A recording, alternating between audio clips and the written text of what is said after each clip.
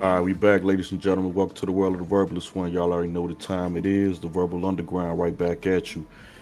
In the building with me, as always, co-host VQ Margarine. Man, Talk y'all to know what it is. BQ margin in the building. Right back like 11 left. Here. exactly, man. Hope everybody having, what I'm saying, a wonderful, what's this, Tuesday? You know what I'm saying? Shout out to you on a Tuesday evening. But y'all already know what the talk of the town is right now. Katt Williams, he's out the bag, pun intended. This time he pays a visit down in Houston to Mr. Ghetto Boy himself, Willie D. We're gonna check out the interview. We're gonna give a quick synopsis, thoughts, takes, all of the above about what goes down. So check us out. Ready to get into it, Margie? Anything you want to say before we get rolling? Man, all thing I'm going to say is, you know what I'm saying? Let the games begin. You feel me? Let it begin.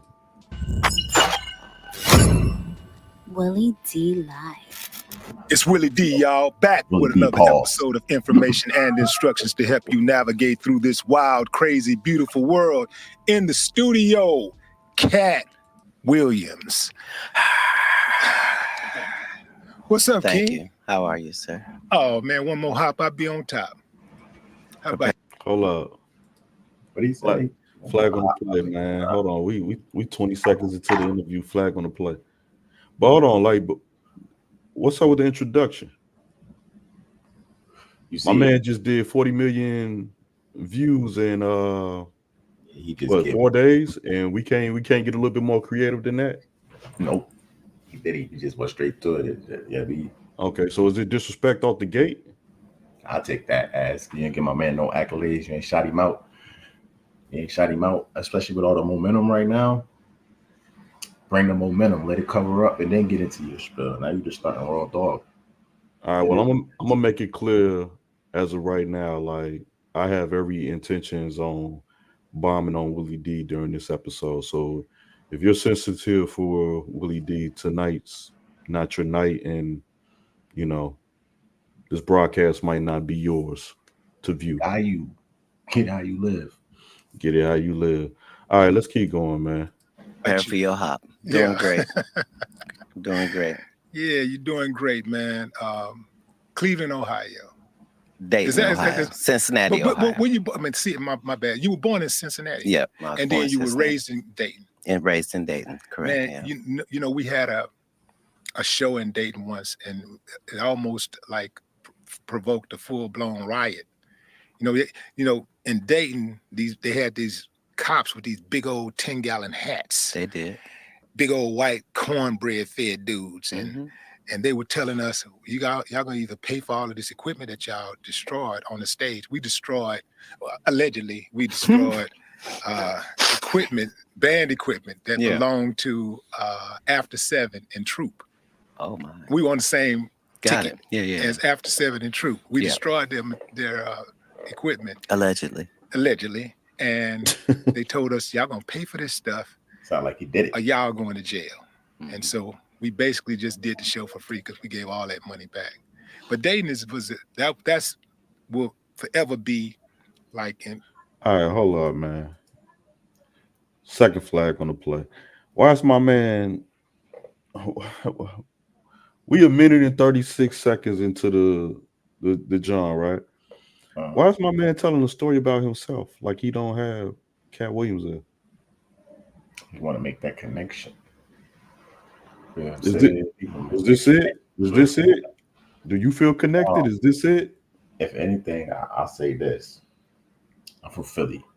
So if you tell me I was in Philly and you know this was wallet and da-da-da-da, I'm gonna be like, oh, all right. What you saying? You knew that before you got there. So don't come now as if it's a bad thing. No, like chance of it is what it is. So you went down Dayton, Ohio, had an interaction, it seems like, with the European and colonizer, and now you want to talk about it today. Well, I guess my frame is mostly along the line of like, all right, I invited you here. Maybe you tell me your Ohio story first, and then I tell you my Ohio story, right? Because I'm a visitor there, but you live there, right? So you tell me the legend stories first, and then I'll give you my Your visit, little right? drawing and shit. Yeah, yeah. But So I guess we're gonna see where you go with it. Cause I mean, you're right. It was like we got an intro of you, but not of the guests. yeah, because okay, so for anybody joining, um, I didn't. This is we're watching this live, correct, Marjorie? Yeah. We're watching this live, so everything that we're going to be talking about and presenting is going to be from a first viewer perspective. But because of the internet be interneting, you know, uh, I Reaction to it. I did hear that it was a horrible interview, so that's why we're even here to figure out what went wrong. So like that's why I had to stop and highlight real quick, like just the beginning of this is already all right. Let's go. Embedded in my memory, Dayton, Ohio, for that reason. But I'm sorry what that do you had you a bad remember? memory. Well, what do you? I mean, what are some good memories Yeah, you trashing my town. Stop it. that you Yeah, have go Well, ahead. from Dayton? part of what you remember is a part of Dayton. So Dayton was one of the rare cities in America that was legitimately half black and half white. So there was power on both ends. I came from a very powerful family in Dayton just because of our sheer numbers. So there were um, 13 on my father's side and 7 on my mother's side. So I had like 100 first cousins in one city. Like we just That's wild. had a That's large deep. family, and it was a That's great deep. place for. You want to go in on it? Nah, I mean, when it's like that, it's like that. Because that's how Yeah. like my family's like that too. And my mom's got 6 siblings. And for our first generation cousins, I'm pushing probably I don't know, 20, 30, something like that. So that's light compared to what he just said. Like, geez. All right. So yeah, y'all would have a section of the city on lock, or is Dayton, Ohio? It's not really like super big. Y'all really would be the majority of the city at this point, at some sense. You know what I'm saying? Yep. Yep. Totally. Let's get it. Black people, and it was a great place for white people. It's just that you really couldn't be legitimately racist because your neighbors were of another color, if that makes sense. What's the So, power Yeah, dynamic? obviously. Was it mostly white people running it or black people? well, that's the dynamic of America at that particular time. One of my uncles was the chief of police, another was the head pastor in town, and you know, had some cocaine dealing uncles as well. So we were really rooted in the city, but it was a city of money. So we had Cooper tires, we had Dayton tires, we had IBM, we had NCR, we had Wright Patterson Air Force Base, we had University of Dayton. These are all places where you can make 6 figures even at that time. So it was a lot of money there. As far as on the radio, we would hear every hour 5 or 6 artists that were from where we were from. So we thought that was a part of it. We hearing the Ohio players and Roger Troutman in Zap's studio is our. Ooh, he mentioned the legends, man. Shout out to the What? Ohio players, man. He just Yeah. listed off some legends like Zap. Man, I love the Zap. Yo, stop playing. Bus stop when Ohio we full were of talent, 7 years musical old. talent. Like, so I met Prince while I was in Dayton when I'm 12. Like, it was a very vibrant community for Black people.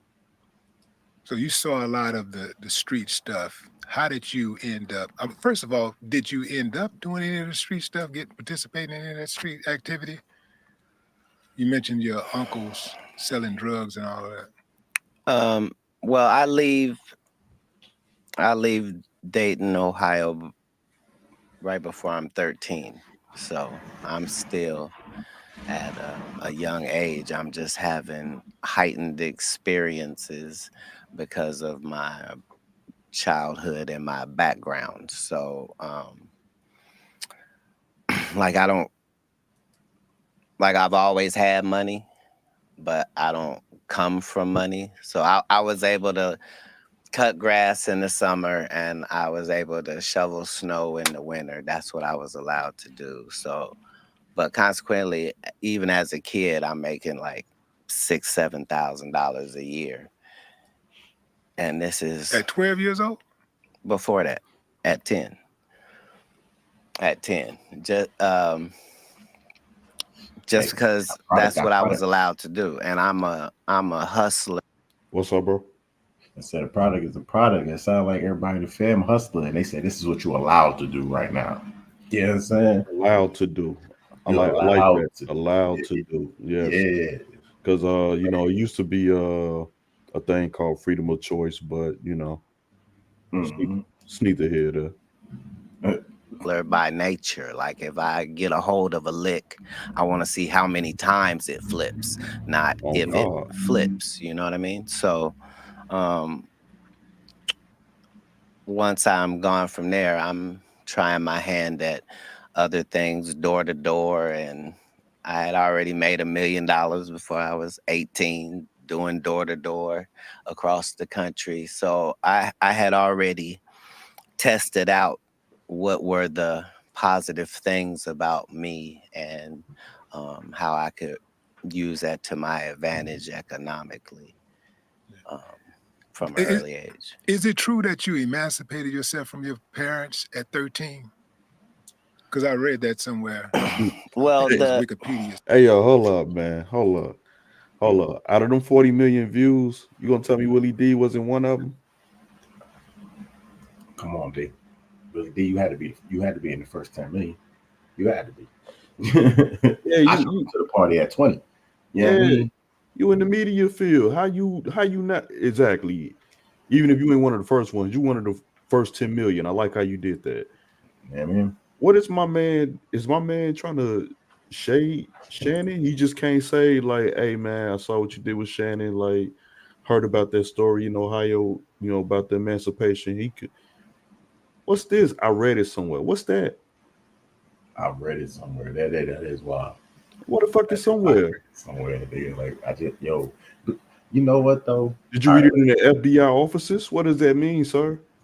I read it on the Illuminati newsletter. Read it on Anyway. Reddit. Fuck out of here, Willie D. Yo, so all right, hold on. Before we go further, right? Right, let me throw something in there. All right. Damn, it's raining crazy out there. Is it in the John? You all right? You all right? Bet. That's your horn. All right, so anyway, let me slide this in there, right? Could it be possible that these interviews was already scheduled, right? It's a good question. And Shay Shay, of course, was already, and it just happened. Shay Shay, the one that just knocked it out. It was there. You just What? happened to be the follow up interview that was already on the books. Well, actually, that could be true, but like also, I do remember watching Shannon after the fact saying that he recorded this like late last year, so Mm, he purposely held this to mm. be like the first explosive. He knew what it was gonna do. Of course, because he's looking So at it that's what, firsthand. Like, yeah, that's what Shannon said. I want to like, don't quote me, but I think I want to say Shannon did the interview with Cat like either late November, early December, and he okay. purposely waited to after the new year to get it popping. Mm.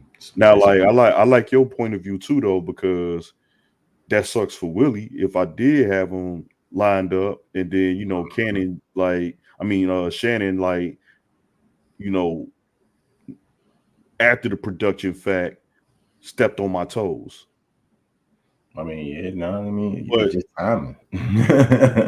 But my thing to Willie, okay, so like let me do it like this. We're competitive spirits, right? Yeah, You know what I'm saying? We the type to dunk on you and flex on you. They give you text for that now, right? yeah. But you know, we would both agree that's still sharpening steel. That's just us making each other tougher, right? Mhm. You know, like that's taboo today. You know, we gotta, hold hands and hug trees today, respectfully. Respect So this shit. this is my thing with Willie. Like Willie, you have a great opportunity. I saw what Shannon just did. And he coming to me next. And I know I'm first at bat after such a oh man, this is time for me to, show that I'm on Shannon level or even better. You know what I'm saying? I'm gonna be ready, I'm gonna be prepared, I'm gonna like do what Shannon did, but better because you got the blueprint. Shannon just gave you a blueprint on how to crack 40 mil with Cat. Mm. Now you finna crack it like maybe 10 mil for all the wrong reasons. Hey, That's where I'm looking at my man's crazy. So I don't know. because yeah, I mean, the setup is different too. Yeah, Shannon it's had that boring. intimate setup. This Yeah, one it's here, boring. he Hey did. man, Shannon was giving him like $1,400 brandy. Yeah, be a couple, a few sips of that. Yeah, let me holler at you a little bit. Yeah, it's like, Yeah, I'm gonna tell you everything. Said Martin, Steve Harvey, like you, I'm gonna tell you everything. Like, yeah, like I don't know, man. Like, give but I my don't man want to stall opportunity. him. We're gonna see. Yeah, let's keep going, We just Said cooking this something nigga like at that. 6 minutes. I, I Wow. don't. I wouldn't. man. I wouldn't shame the family. What I It's would called, say is that it can't be called run away because I didn't run away. Um, I left, but I don't tell that part of the story just because there's a zero chance that if a young person listens to me and follows my example on that they'll be okay. But I knew I would be, but I was a little off. Like I knew Jesus left home at 13, so I didn't feel like I was out of pocket in any way. Wait a minute. Are you saying that at 13 years old you was cognizant of the story of Jesus leaving home at 13 years old? I had been accepted to college before I was 12, so I was already a little bit more advanced than Most your others. average child. I had probably read 10,000 books at that period in my life. So I was blessed in that way. But as you know, you can't really just live on that. So God navigated where I was able to see the underworld, if you will. So I go from my parents' house in Ohio to Miami, Florida by myself. I don't know nobody. And that's where the story begins. But In your formidable years, who is that person? Was there a single individual who inspired you, or some guy or a person that you looked up to and you said, I like the way that they move and I want to model myself after that person? yeah, this is going to be a weird answer. Yes, that's one of the things that I was probably the best at. I did it with anybody and everybody. So when I was going to the library, I wasn't reading fiction books. I was reading nonfiction books, and it didn't matter what it was. I know whatever's in this book, I don't know what it is. So I might have read like That's dope. 1,000 autobiographies, just the life of people that I don't know. And hey, let me stop right here real quick. I just wanted to ask you real quick. We from the era of before the internet, right? Mhm. Now I don't know why this is hard for a lot of people to comprehend because, I jump on, like Instagram or Twitter or something. And that was something from the Shannon interview. I saw people was having a hard time trying to understand. Now it sounds like an absurd number, 3,000. I definitely get it, but do you remember if we wasn't outside, we was kind of like in the books? Yeah. Whether Yeah. it was like real books or comic books or like, just things of It that was made. nature. Remember magazines, the tabloids? Like, remember how you used to like pass time in the offices and at the shopping mall? We pick up the magazine and read, right? Yeah. Or at But least now look at we the don't. pictures. Yeah. Everybody had an Encyclopedia Britannica set. Facts. You know what I'm saying? Like everybody had like the Dr. Seuss's and all that stuff. Yep. You know, every grandma had a Bible on the table. Like books was just like naturally Everybody, there. yeah. So like, you know, is it fair for me to, you know, call out trolls and like, you know, legitimately toast people, you know what I'm saying? Like when I call them ignorant or, you know, uneducated because they don't believe that folks can really read like that. Or is this just the error? It's the both. Because I mean,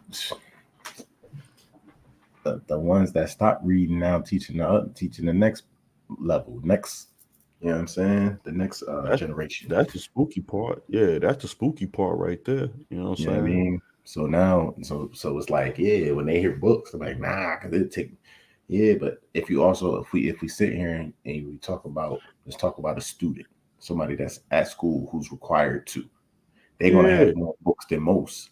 And guess And what? then the students. Yeah. So Remember we had book fairs book fairs, yeah. and students. You know what I'm So saying? why they killing Cat for saying, yo, when I was a kid, I used to get my read on? Why is that crazy to people nowadays? I don't know why. Because it's also, you can hear it like in his grammar and his how he talk. You can hear it. You be like, oh, my man, he got bars. So right? that's what, you know what? That's right, because that also made me wonder, why do y'all question him if he speak eloquently? You know what I'm saying? You And know killing him for that? All right, Man. I'm sorry, man. I just had to ask because I'm just, it's like, you know, it's like, are you asking us as a generation to shit on knowledge? I don't get it. Like, what are you, like, what's the joke? I don't get it. Like, you know what I'm saying? Like, even like, all right, like, you know the difference between a joke and then when you just saying some ignorant shit, right? Yeah. It's like, damn, bro, it ain't cool to read. Like, you know. So I keep books all around me. Nah, it's not. You know, I entice my children in every opportunity I can. Like, yo, you want to go to the bookstore with me? They're like, nah. Like, I don't know. It's a lost art, man. But like, man, You're right. It is, and even like shaking my head, bro. it is, and it ain't at the same time because now, but not. I'm gonna give it props. I'm gonna give the TikTok era props. You know why? Because you can give them something in that 33-minute clip, right? That usually that will take you an hour or two to read in a book. Mm-hmm. You know what I'm saying? You still would just have to go fact check, but you will get the bullet points. Bing, bing, bing, bing, bing. You know what I'm saying? And if you want to inquire enough, you will. But at least you got it. Exactly. You feel what I mean? So I get a TikTok everyday props on that end. Y'all just got a lot of niggas out here talking a lot of bullshit, fucking up the rug. Facts. Let's get back to it. When you do that, you find out that if you were trying to learn something from everybody, you could actually learn something from every single person that you met. And so it's that type of kids don't even go outside no more. Thinking that helped me avoid the pitfalls as I saw them. So the reason I never did drugs when I was an adult is because when I left and went to Miami and I'm living in a park, it's 30 people out there from all different places, and they all are homeless and in a terrible situation just like me. And they telling me that they used to be lawyers and doctors and nurses, and I'm going, well, what happened? And all of them is telling this story where everything in their life was fine, and then they dealt with this drug, and this is where it ended them out. So as a kid, I never saw the fun part of drugs. I never heard about nobody having a good time on drugs or, oh, you got to take this so you can feel I didn't see it from that way. I had already seen what it would do to people, and they're telling me, like, I'm letting people tell me, hey, don't do this, don't get to Hollywood and start sleeping with white women and doing cocaine because it'll kill you. Huh? Yeah, no problem. Got it. So, you know, and a lot of things I This was is where just it gets stupid you. enough to get the lessons, but that came from being willing to learn something from everyone. Yeah. Yeah. How long were you out on the streets? Well, it sounds so harsh when you say on the streets. Just understand that I'm in slacks and a shirt and a tie every day, and I'm eating at a 5-star restaurant because I done worked this deal with the restaurant where I come in at 5 in the morning and I come and do the floors and clean up everything the bus people didn't do, knock out the old dishes. I do all of that, but I get to eat there for free. So I come later and have a 5-star lunch as a 12-year-old because I'm already smoking cigarettes, but I got a mustache, so I don't look out of place. And then I go and I do my 8 hours in the library to take the place of what schooling would have been.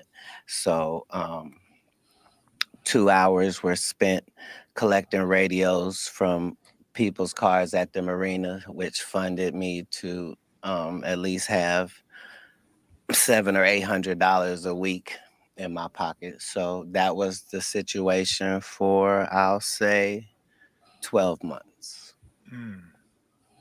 Well, yeah. Was there somebody who That's came all along, a awesome. social worker or something like that, and saw you and said, yo, or talked to you? It's like, yo, I can help you out. Or you should do this or that. No, you're looking at it a different way than I was looking at it. I wasn't in a pitiable situation by any means. Pitiable. I was free. And it was an adventure that I was on.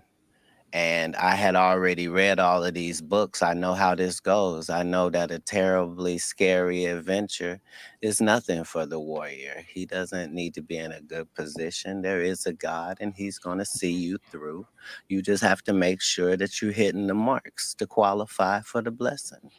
So I was never in a situation where someone would think that I needed some assistance. Where were you sleeping at? In the park that I told you about, across the street from the library in Coconut Grove. Like on the ground, on the bench? No, yeah, a mattress out there. I had money, so people would get you stuff. Why didn't you just take your money and go get a crib? At 13? What's up, yo? What's up with your boy? Like, yo, did he watch the other joint? Oh, all right, hold on. That's what I'm saying. Like, you know what I'm saying? Like, what are we doing here? Like, is he trolling? Is Willie trolling? Nah. I think, you know what? I think this interview was done before that. No way. This just happened. Because you said because if you say Shannon recorded his last summer. If my man just recorded this one last week, Shannon he's still behind. Shannon. I think this was live. Like, that's why it's like in the algorithm, because this just happened. Oh, for real, like live. Like okay, like as live as Meek Mill going to see Funk Flex and press record. Like, just happened. Oh, like shit. What we doing right now? Like, we doing it now. We recorded this last week.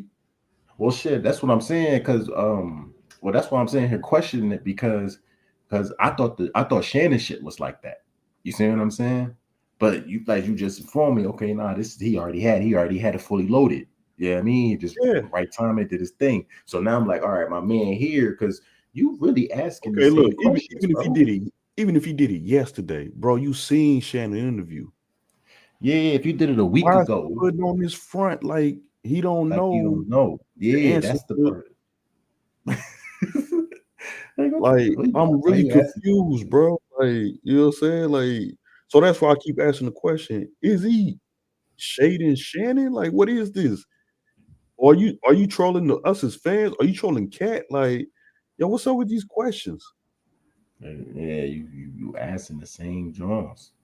Yo, all right, as Maybe long he as It you just keep never maybe posting he crossed my together just mind. on get the algorithm. He just want to get in the algorithm. That's what it is. yeah. He played, and like I say, he gonna be in there for all the wrong reasons. He played himself.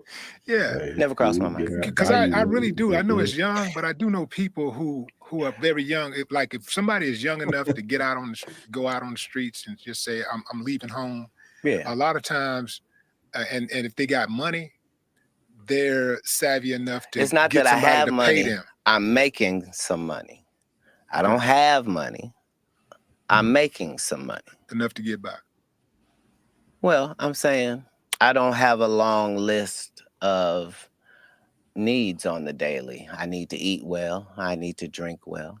And where are you keeping your money? Like in your pocket? I am. Yeah. I am. Anybody ever try to rob you?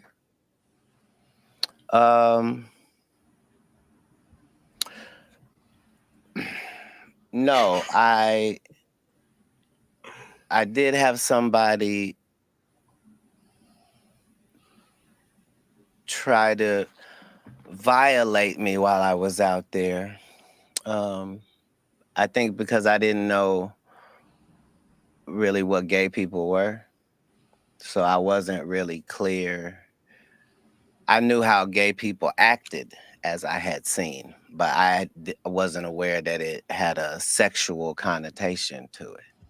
So Because he as still a young soon boy. as the guy kept talking to me like he liked me, I was really confused because guys don't like guys.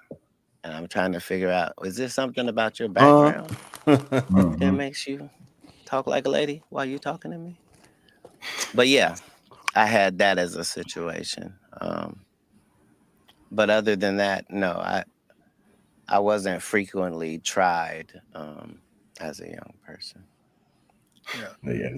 So I'm asking some of these questions that I'm asking because I'm really trying to figure out like how did you develop your psyche?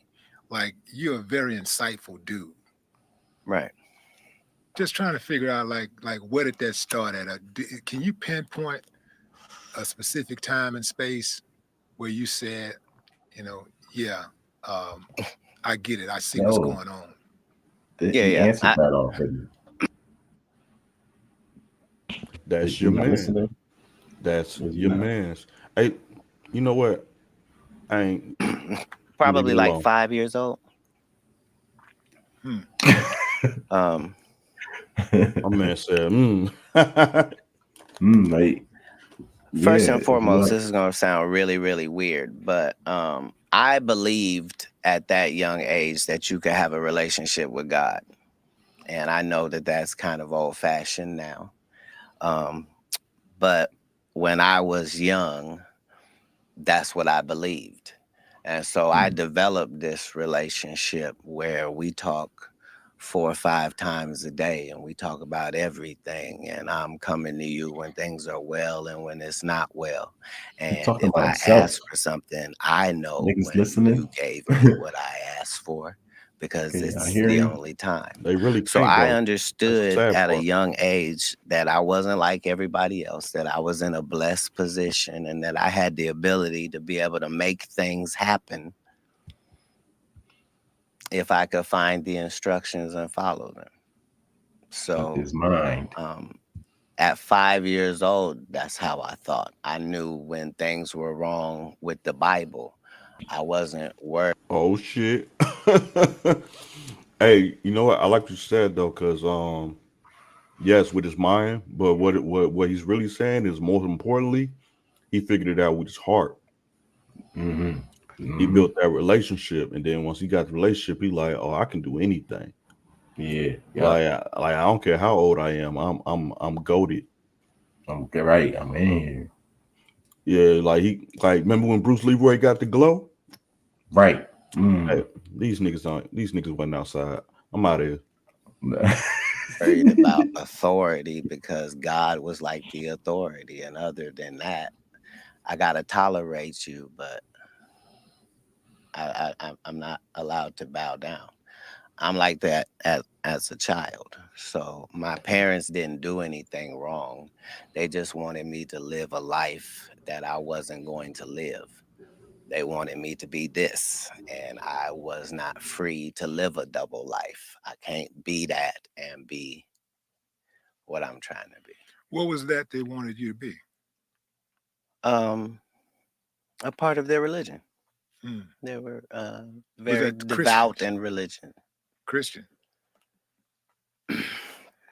Yes, Did- a branch of Christianity, yes. At one point, did you become a Muslim? At one point, I became several Oh, you a religions Muslim because now? No that's more the dope only games. way you can really find out what's going on in a religion. Religion is not something that you can just study the books about it and now you know about them. I had to be a member of the Fruit of Islam in order to know. Minister Farrakhan calls me his son. I was not regular even in that endeavor, just because whoever the true God is, I don't play about him. And I understand that regardless of what you choose to call him, it's the same entity. And once you study all of the religions, you find out that nobody's really disagreeing with anybody. Boom. What you got to say, Marjorie? Your mic, your mic, your mic. Okay. Damn, look at me looking like a novice. Nah, you talking straight bars over there. Straight bars with that. Now that's a hard concept for people to grasp though, because like for example, I was under the stewardship of at least 12 religions I can count off the back of my hand. And when See I what I'm come saying? back when I come back and I try and explain to folks that want to, quote unquote gang bang for their section of religion, I try and explain them like, hey, it all leads back to the same person. Mm-hmm. And Yeah, I more mean, importantly, when I try and explain to them that, hey, ultimately that person that they're talking about is you. You know what I'm saying? Like the universe, like you know what you, I'm saying? You know like what I'm saying? You in the that, verse, nigga. That's bars. I that's a keep hard telling you. concept for people to grasp, man. But like here you got Katt Williams, everybody loves him, right? Mm-hmm. Probably one of the biggest stars that we can possibly get as of this era, right? Right. He's saying it. So my question to you is like, do you think people gonna get the message? Nah, they gonna say it. Oh yeah, he figured all that out in single digits. I mean, I'm still trying to figure out myself. You go, but that's the tone. So Interesting. it's like because you know why? Because they already did it with the whole with not paying attention to the first interview and stuff. You know what I'm saying? Not but about the books. I don't mean not paying attention, but saying that they didn't believe that he read that 3,000 books. So in this concept, they're gonna really not believe. Like, you talking to who? Oh, what? That's an interesting point. Well, let's see. Well, he took it there, so I guess let's see where he takes it next. Bet. The Jews don't believe this whole set of things that Christians don't, and Muslims either. Why are people so afraid of Farrakhan?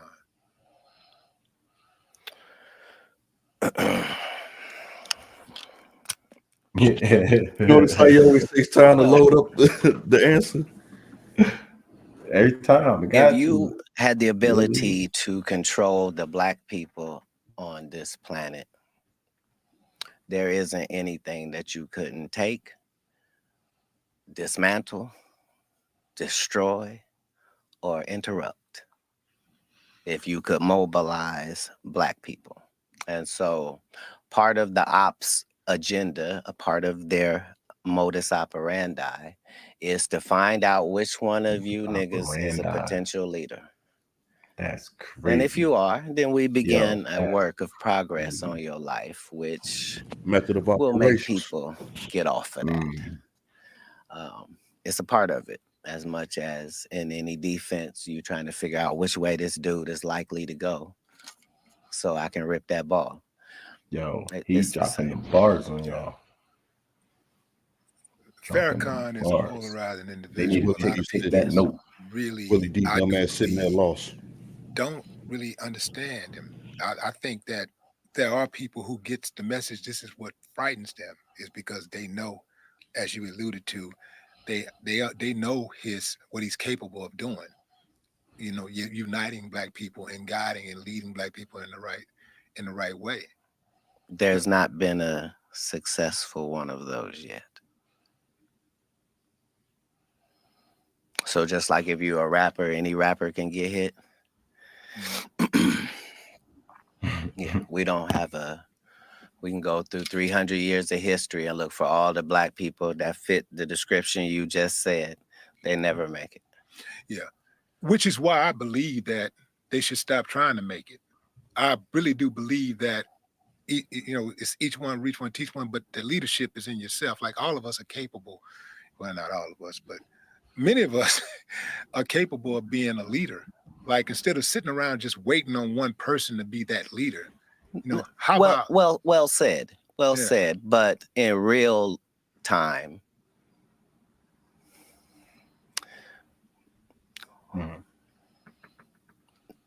being the leader of yourself gets you nothing. The people demand to be led regardless. There's not 13 shepherds and all these sheep. Why? Because it's unnecessary. Just one. Just one that has the connection with the sheep, which allows the sheep who has a brain about that small to be able to just focus on eating grass and not worry about falling off a cliff. We have the desire as humans to be led. We want to be led into battle.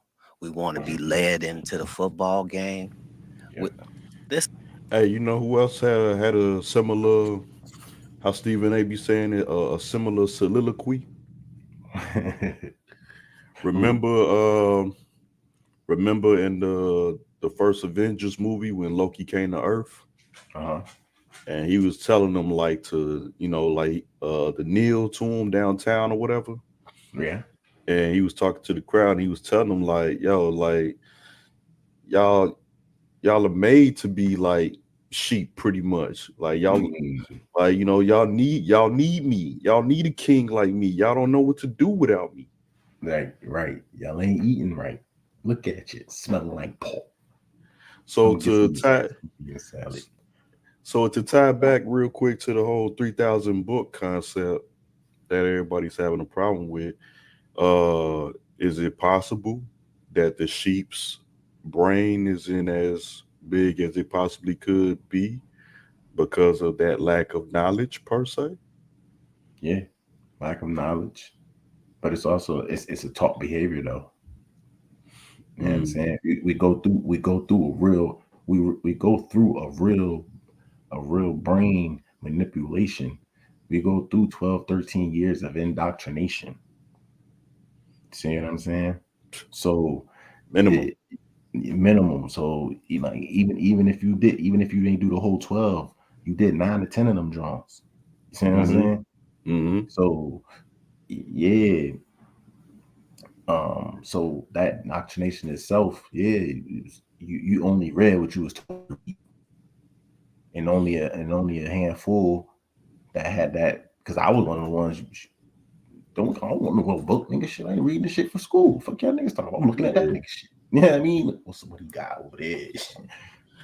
See, mine was different though a little bit because like I had no problem reading. I hated school. I hated going to the building. You know what I'm saying? Like, see, I was the type that I have like horrible attendance rates, but I knew when the testers was, so I come and smoke the test. Did the teacher be like, "How you do that?" I got you. You know what I'm saying? Because I had knowledge, I just didn't have discipline. I got you. Everybody, and they all figured out our way and shit. Because yeah, I was there. I was there in the building. I heard you, and I remember. Right. I heard. I was feeling what you know what I'm saying. I heard you. Like I got you. You know what I mean? Like, and then Tuesday, you asking us to talk about the same. Why you trying to whisper in shorty ear next to you? That's what you mean. Yeah, you know what I'm saying? Like, all right, teach, I heard you 3 days in a row already. Like, come on, B. Yeah. You see what's going on back here. Wrap it up. Yeah, B. Like, Straight up. Yeah. So yeah. But then fast forward, right? Fast forward till I was grown. You know what I mean? 20 plus. And I knew how to read clearly. You know what I'm saying? But when I actually started to find the things that I had to read, you know, to actually literally read, so be like, oh, you gotta know what you're getting yourself into. You know what I mean? You start signing credit applications and all that, but you gotta know what you're getting into. So then it became became a drum. Yeah. Yeah, no doubt. So now you come a knowledge yourself. That's what happens. Yep, that's the second layer to it. Knowledge, I guess, or wisdom, knowledge of self. You know, because they grab you and it just and you like, oh well, shit, I'm going where I'm going with it. You see what I'm saying? Yeah. So Katt kicking that knowledge, but I don't know. It's, this is all because this is how we are wired. The cheerleaders and the pomp and circumstance that goes back to the times of first humanity, because we do need that. Yeah. Well, you're talking about a myriad of leaders. You're not just talking about a single individual. Right. And I see a lot of people just be sitting back waiting on a Messiah. They're waiting on that one person. But they are too, though. Who's that? The other side is far more diligent about looking for that Messiah than we are, because they know where to look. You probably wonder, why do white people pay so much attention to black people if they don't like them? You would think if you didn't like something, why would you be paying attention to it? I don't pay attention to things I don't like. What's the answer? The answer is the liar knows what lie he told. You see what I'm saying? So even if I made it deceitful and I made you think that the answer is over here, but the answer is really over here, I'm still going to be looking over here. Me, the one that tricked, because I know this is the right answer. Black people have lost their identity, but our oppressors have not lost our identity. Message. This is why they chopped those noses off of the Pharaoh and the Sphinx in Egypt in the first place. They chopped their nose to spite their face. Nose, we can tell you this is whoever it is. But with that nigga nose, it can only be niggas. Why would somebody vandalize a whole face and only vandalize one part? You know what I mean? Nobody wanted to knock an eye off or take an ear off. Or no chins missing. No, just the nose. Hey, look, low key, the image looked like Willie D. The nose, because it's a brand. Tell me online. Nah, I see it. As soon as you said it, I'm like, an uncanny way of that's it. That's it. It's Willie D. You are very irony. Stole my man Joe. Just throw a crowd at his top. You understand consequences and repercussions very well. Okay. So my question to you is, why are you such a habitual line stepper? Why do you cross that line so often when you know what the repercussions and consequences are going to be, and they're not going to be fake? Now hold on, before I let him dig in, what do you think he means, Willie D, when he says line stepper? What line, and where do you cross it, sir? I'm asking you, what do you think Willie D means? I'm starting from, and I ain't gonna lie, because as soon as he said it, I started. Let me. Like, wait a minute, hold on. You know what happened? My cult ears went on. So hold on, let me. What line step you talk about? Oh, you talk about that Illuminati line. You talking about that? Don't talk about who you talk about that line. Oh, okay. Because what other line would you be referring to? Okay. You see what I'm saying? What other line would you be referring to? What other line has he crossed before, spoke on it, and kept it moving? All right, let's see. That's why we're still here. Let's see how Katt, smokes him on this one. Katt like 6 for 6. He got a great percentage right now. You know what I'm saying? Willie need to play some defense. Favorable to you. For example, right. I saw where you and Suge got arrested, right? You and Suge got arrested. Is that true? Allegedly. Allegedly. Yeah. Allegedly. Okay. Like, and What were we doing? allegedly it had something to do with like some type of photography, camera or something like that. I'm not sure. I'm just sure. Oh. I'm just saying this is what I read. I don't Well, know I'll that. tell you the story, you and read you it. tell Tell me me. the story. Then does that change how you frame this? Okay. So Like that. we have a meeting with a hologram company, which is going to go into a licensing deal on some holograms. This is in Beverly Hills. Some park money. So now there's a rodeo, and behind that is an alleyway where you park your vehicles. That's where we are. Suge has brought his son with him, who's 5 years old. And before we go into this meeting, Didn't know that. Suge's son runs behind the dumpster and urinates. And a lady films his penis out, peeing behind the dumpster. And then says, "Oh, I thought that was Katt's kid." What? So yeah, that's what happened. See, man. See, this is So why, understand, we were yeah. facing 20 years, Yeah. Suge and I. 20 years for that. And if it wasn't for the fact that this is Beverly Hills and it's all on camera, they had no problem sending us up the river when we couldn't have possibly done what was being said. That lady said that she got jumped on by me. So you see what you just did? You just clarified a huge, like, misconception. Yeah, totally about, did. You know, the events of that evening or whatever. Yeah, but remember, it went like- to court. Yeah. Like, this isn't just my word. Yeah. They had to Public play record. the video in court, which showed that her altercation wasn't with a man at all. But the trip part about it is that when people print it, when the media, Yeah. mainstream media put it out there, they don't add that piece. They No, just say, nor do they make a retraction. right. Nor do they say, "Hey, that thing we told you about that Right. guy, Yep. turns out it was nothing." Understand, Cat cooking. I got 15 cases that were dismissed. That should be talked about. Why would 15 cases be dismissed? Right. Because you were so sure you had what you were looking at. Because every city I go to, I'm the nigga with the best car. It's probably smoke coming out that car. It's probably girls gathering around that car. I look like the plug. I get it. And you probably already hurt me by the time you find out who I actually am. Right. See, because of that clarity you just provided, Yes. is the reason why I want to know. I think the world want to know what happened between you and Ali Sadiq.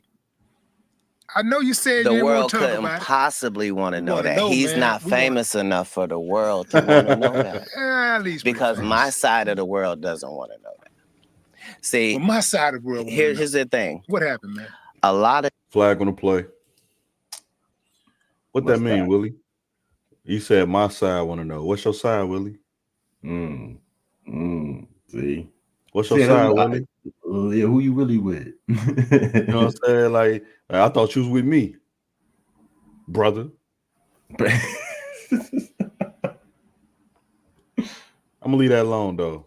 the Yeah. times what liars do first is they set up a narrative and a scenario.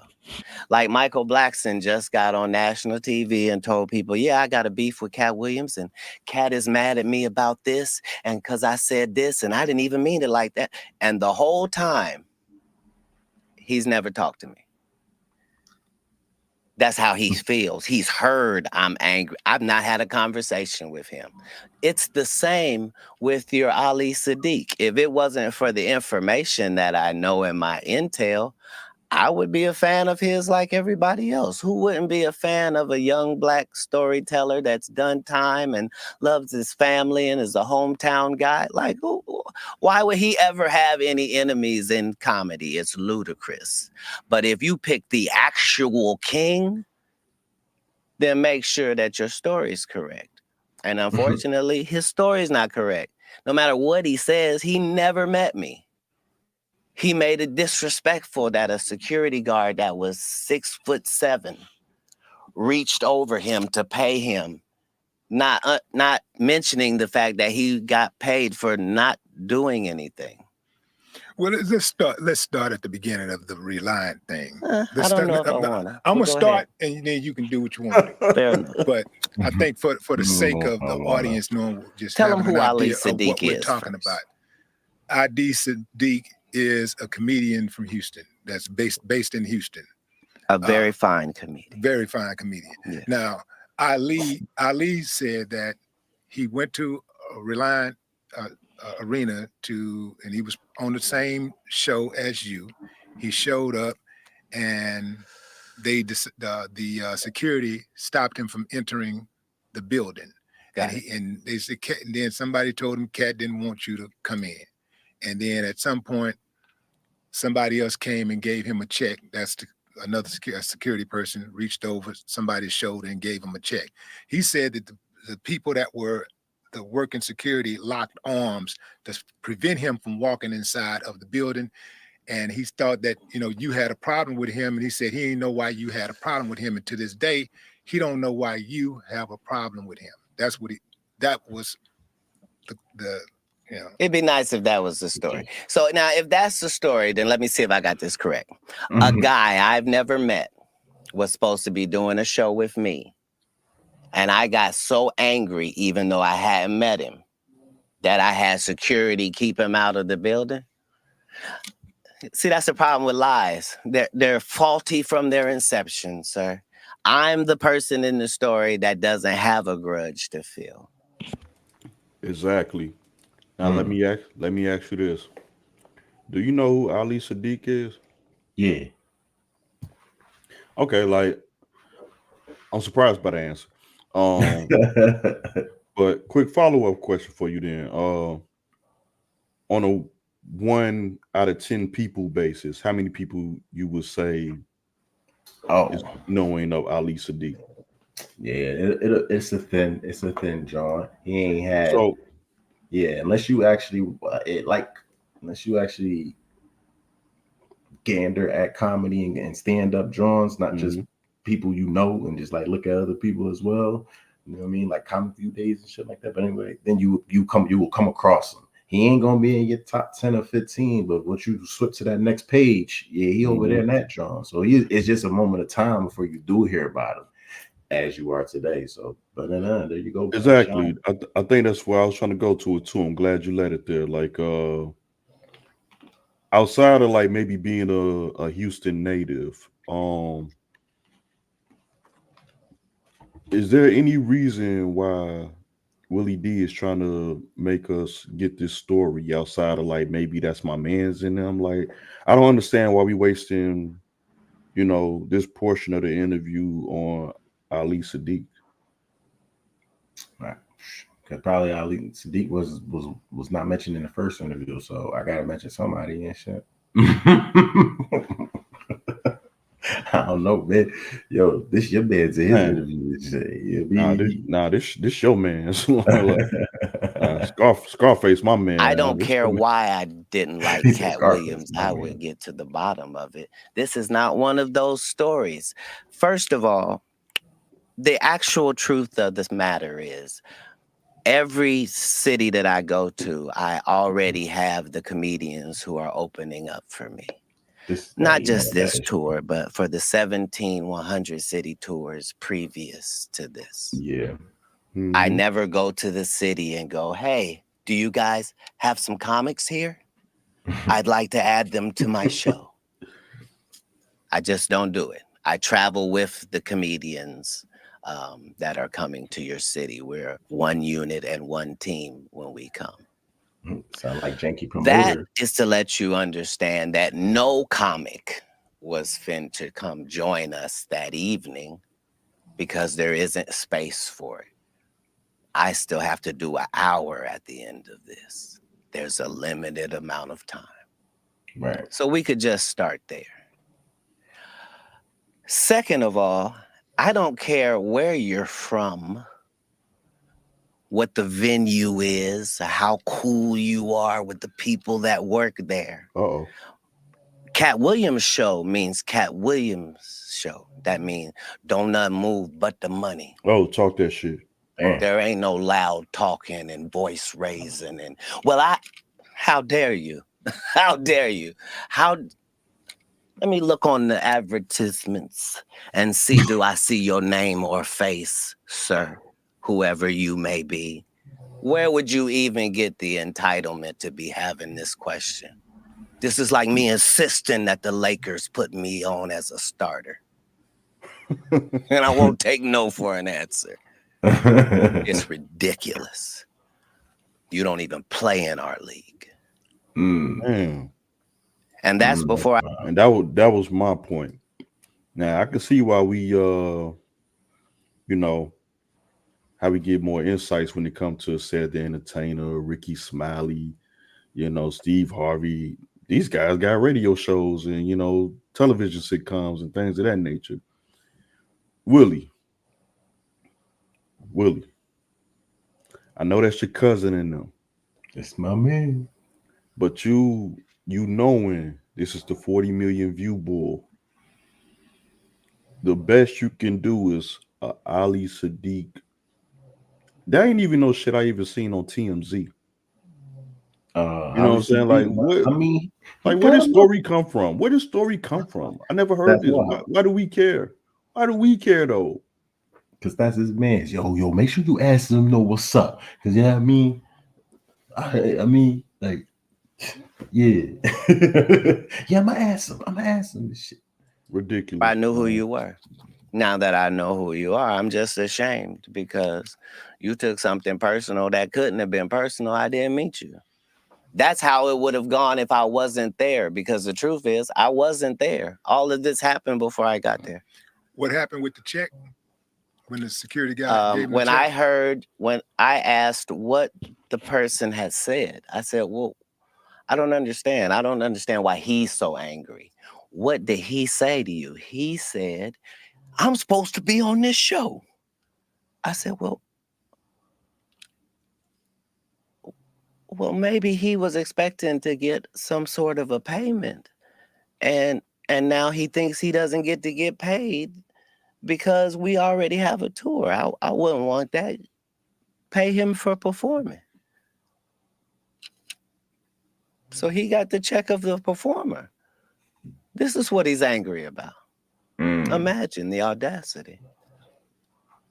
Remember, your story is that I'm kicking you the fuck out. Get out and lock arms and don't let him in. And paying you? Make it make sense, King. Man, either you're smaller than I think or I'm bigger. Either one. Like, you can't keep positioning the narrative, because that's all this is. This is so that in a conversation in America, there'll be something where he and I are evenly linked. Yep. And only people in his hometown are floating that narrative. Exactly. Did you know that you could get $50,000 to over $150,000 of investment capital? Willie out here. I'm really him. You don't believe that there's under any circumstances that, you know, you and Ali can come to a resolution, just be cool. You know? Hey yo. That's his man. There you go. That's his man. That's his brother at this point, man. Like, you know what? You just talked to me. You know I don't have a bone in this. Get him, Cat. I don't have a bone in this. So if I got him on the phone, y'all can talk to him. That's his man. Man. That's his man. I would have gave him the celebrity boxing match he asked for if I thought he was a celebrity. Oh, come on, man. You know Ali is a celebrity. Come on, sir. Cat. I'm not talking. I didn't mean that disparagingly. Yeah. I meant that in ticket sales, my nigga. Ticket sales. That's what I meant. I mean, I'm doing 7,000 in your hometown while you go do 300. I'm not being disrespectful. Willie, go pick your mans up. Talking statistics. I'm talking about the biggest and baddest thing going. And you, a person trying to get in, why would you be mad? It's ridiculous. I'm offended. I'm Real talk. offended. Why? Because even if it's celebrity boxing, I need you to sell tickets too. Yeah. I need you to sell these pay-per-view numbers, my nigga. I know I'm bringing it. It's more people that want to see me get laid out by you. Man. And the fact that an upstanding and righteous gentleman like yourself is in that position with the only thing trying to be righteous in our lane is just more machinations of the devil. You should have a much better backstory when you pick me as an opponent. You know what, man? I'm glad you at least, addressed it, because when you talk to him and tell him what the truth is, he won't be able to refute it. I told you earlier, he doesn't know this. How could he know? It's okay for you to think that I'm that way, but there are 30,000 known comedians in America that you could have went to, and they would have told you, this is against my character. I am known for confronting my issue head up, be it Satan or his affiliates. I don't care if you 6'6". I don't care if it's five of you. I'm not. I don't care if I'm guaranteed an L. I don't care if you put a gun in my face. I don't care about none of that. I care about doing the right thing as I see it in that moment. Amazing. Yeah. Man, how did you get on in the first place as far as like with the movie thing? Like, I know I'm skipping over the comedy, but how did you get on with the movie thing? Like, specifically, thing. I want to know about Money Mike. My man. I want to know how you got that. How you gonna call my craft a thing? So here's the whole. Yeah. And let's skip over it too. You don't call my fucking craft a thing, nigga. If we talk about and you don't tell Michael Jordan, that hoop thing you do. Yeah, let's just go to the shoes. You know tell me about the shoes. Yeah, that's your man. Yeah. That's somebody. Thing. Liars always come up with terrible lies. That's how Ricky Smiley says, Katt was supposed to play the Santa Claus and I was supposed to play the pimp. Liars always have ridiculous narratives. Nobody in America can imagine that a real movie studio would cast 5'5", 145-pound Katt Williams as a fucking Santa Claus, number one. Number two, Ricky Smiley was finna play a pimp. Really? Ricky Smiley has played a woman more times than Ricky Smiley has played a man. Ricky still catches strays. He's played Bernice Jenkins 5 times. I got it in my contract that I don't work with Ricky Smiley unless he's playing Miss Bernice Jenkins. Get out of here, man. That's in your contract for real? I make my contracts, sir. When you're the master of your masters, everything else is subservient. Hey, he said that's why we have control. That's why we're. You know what? I don't believe this shit. You know what? You might be onto something. I'm finna go research real quick.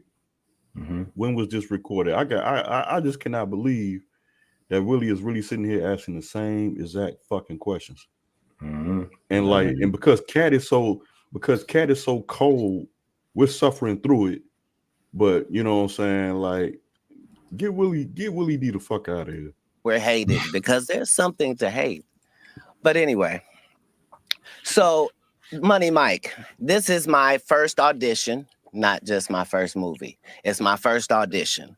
The reason it was so great is because they allowed me to do what I wanted to do, and I needed to do things. So I needed to pick the wardrobe for the character. So Money Mike's wardrobe was impeccable because I designed it, and they made it so. I picked out the car, the color of the car. They had a guy playing a pimp. I need this to be an actual pimp. We need Bishop Magic Don Juan. Everything I had to do.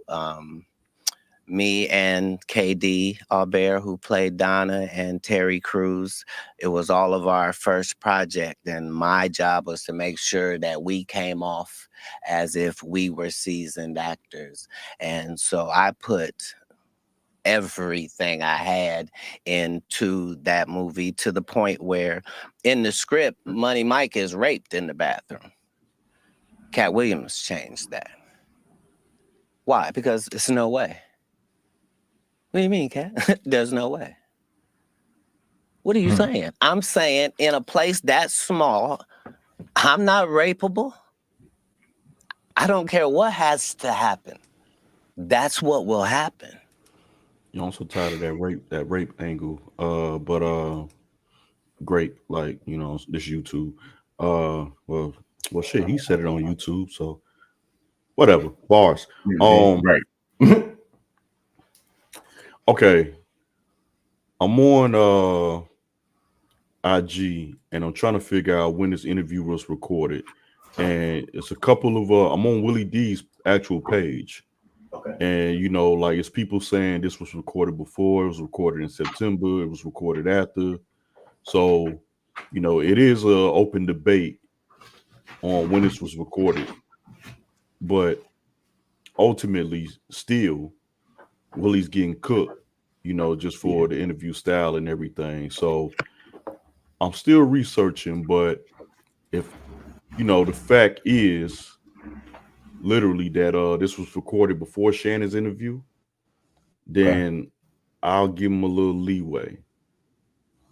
Hey, man, you too long, drop it like it's hot, man. You know what I'm saying? Yeah, he should have dropped this like maybe 2 days after Shannon's. Oh yeah, I mean, if you had it already, yeah, definitely.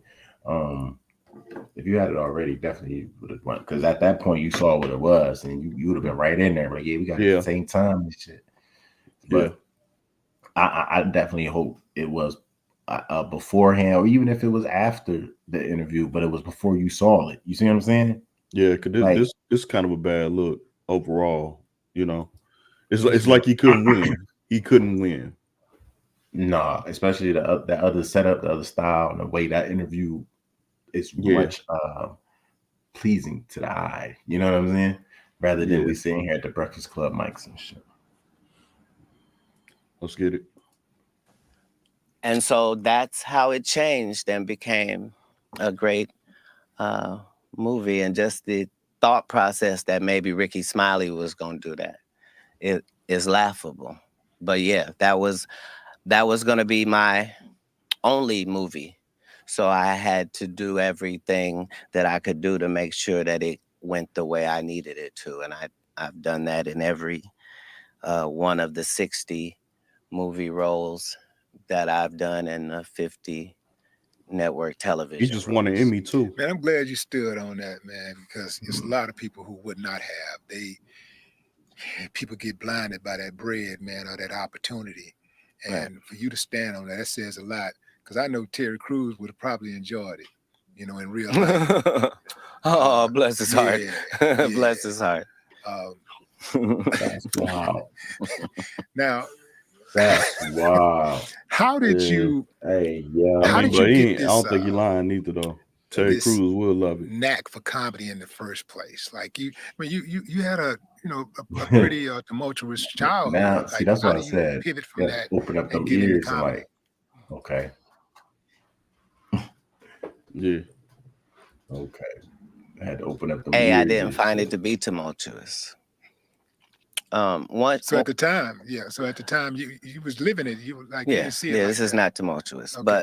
But your question was, how did you find comedy? A lot of times you have the true appreciation for something when you're not trying to do it. You just like it.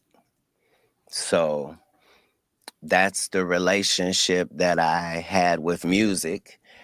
And it was the relationship that I had with comedy. So musically, I could listen to Pearl Jam and the Ghetto Boys. Like, I could listen to 9 Inch Nails, and I could listen to Prince, and I could do that. And comedically, I found that I could do that too. It didn't matter what the comedy person looked like, or how they were built or where they were from. If they were funny, I was going to be able to tell. So I understood that Don Knotts was out there working his ass off as Barney Fife. I understood he wasn't doing the same job as the rest of them. I understood that laughter is an emotion, and anytime you can tap an emotion, that's very powerful, regardless of what emotion you're tapping. When you're tapping these emotions, before you deliver the joke, are you cognizant of what it's going to take to like deliver that joke? Like, are you already knowing that I know for a fact I don't have to practice this? They're going to be with this right here. When I say this, oh, I'm going to get them. As a comedian, I have the best fan base in the world, like documented. You do. The slight amount of advertisement that they allowed me to do, and the fact that in a place as glorious as Houston, they pack the arena to the rafters, is based upon the fact that I, in 1995, started a conversation with a fan base, which was maybe 5 people. And through this entire time, I've kept up the same conversation with the same people as they grow. And I like that. I'm letting you see me win. I'm letting you see me lose. I'm never allowing the product to be affected by what's going on, because this is the greatest relationship here. So, yeah, consequently, bam, they know some things when I come to town. They know I'm finna bring the baddest comedians with me. That's who's going to be opening up. They know this all over the country. And then they know that whatever it is Katt's going to talk about for an hour, they know he did not talk about this the last time he was here. Did you hear that Katt recently now we all saw how he bombed on Kevin Hart last week, right? Yeah. Did you hear the news that Katt is gonna be taking his ex-wife Tori Hart, who is also like you know, allegedly responsible for writing majority of Kevin's material back in the day. Katt is taking his Kevin Hart's ex-wife on a comedy tour with him. I don't know what kind of 4D chess game Katt is playing on these comedians right now, but I'm enjoying, you know, what I'm seeing. What about you? Hey, I'm digging it, because that when I read that, I said, "Yo, you the illest for that one." You know what I'm saying? You the illest for that one. That's whatever the intent is. It's just the fact that how it's happening. It's like, oh, all right. It's going to be a 3-city draw. It's going to be Tampa, Orlando, and Miami. Yeah, that's what I heard. So free promo right there. Since they don't want to give you nothing down in Houston, Katt, we got you over here. So shout out to Tori Hart, and I also appreciate the nugget of wisdom that he just dropped too, in regards to, like, you know, it ain't necessarily about how you start, but most importantly how you end, right? And I recently just did a Verbalism post speaking on vision. My post was more aligned, you know, to entrepreneurship, just having a vision for 2024, health, spirituality, family, you know what I'm saying? Things of that nature, just getting your overall vision together so you can progress forward, because, you know, we just started in January. So I hope everybody, you know, keeps that in mind as we progress to 2024, and we're gonna be doing it together. The Verbals Underground, we back, and you know, we're gonna be very live and active moving forward. So make sure y'all subscribe, tap in on social media, all that good stuff. Let's get back to Katt. You know what it is. They know. Man, how in the hell do comedians get away with that anyway? Because I'm not going to see the same comedian tell the same jokes, you know, 100 times in a row. You like, let a rapper rap the same songs, though. And you let a singer sing the same songs, the classics, and you'll allow that. And talking to so, you, Willie? but funny is supposed to be spontaneous. So that's the difference. well, It's not about suppose. well, understand that comedy has its roots long before social media. So before social media, you might have heard that this comedian is funny, right? Yeah. And somebody might have told you what he said, but it didn't sound that funny to you. They just told you what he said. But when you see him in person, oh, he's hilarious. And so comedy always had a cycle where you showed the whole circuit your body of work.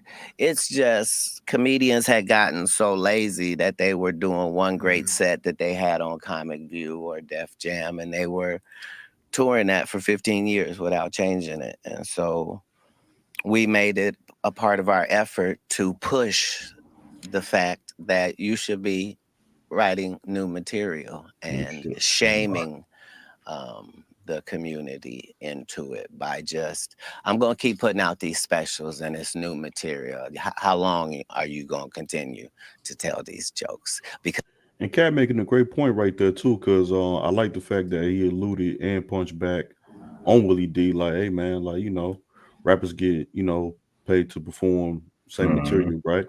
But if you're a real writer or you're a real hip hop artist, like, shouldn't it be intuitive in your nature to write every day anyway? Shouldn't like new material be the focal point anyway?